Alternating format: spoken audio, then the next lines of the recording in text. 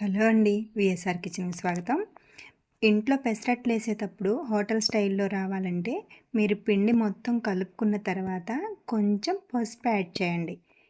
పసుపు యాడ్ చేసినాక బాగా మిక్స్ చేసి పసుపు మొత్తం కలిసిన తర్వాత పెనం వేడి చేసుకొని ఇలా ఒక్కొక్క దోస వేయండి.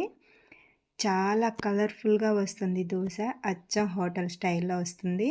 ఇప్పుడు మీకు నచ్చిన కారం ఏసుకొని కారం దోస ఏసుకోవచ్చు. ఆనియన్స్, పచ్చిమిర్చి, జీలకర్ర వేసి ఏసుకోవచ్చు. మీ ఇంట్లో వాళ్ళు ఎలా తింటే అలా ట్రై చేయండి. నేనైతే ఒకటి కారం దోస వేసాను. బాగా కాలిన తర్వాత అది తీసి మళ్ళీ ఇప్పుడు ఇంకోటి ఆనియన్, పచ్చిమిర్చి దోస వేసి చూపిస్తున్నాను. చాలా టేస్టీగా ఉంటాయి.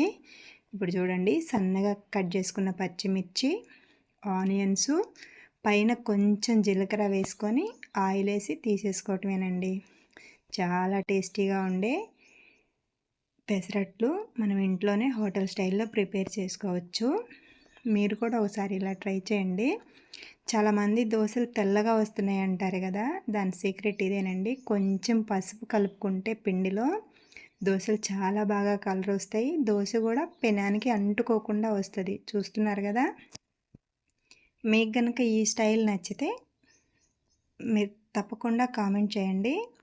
ఇంకా మీకు ఎలాంటి దోశల రెసిపీస్ కావాలో కంపల్సరిగా కామెంట్ చేసి అడగండి, నేను చెప్తాను. దీనికోసం కారం చట్నీ ఎలా చేసుకోవాలో కూడా మీకు కావాలి, ఈ రెసిపీ కావాలి అనుకుంటే నాకు కామెంట్ బాక్స్లో చెప్పండి.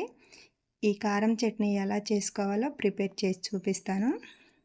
మీకు కనుక ఇది రెసిపీ నచ్చితే ఛానల్ సబ్స్క్రైబ్ చేసుకోండి, లైక్ చేయండి, షేర్ చేయటం మర్చిపోవద్దు.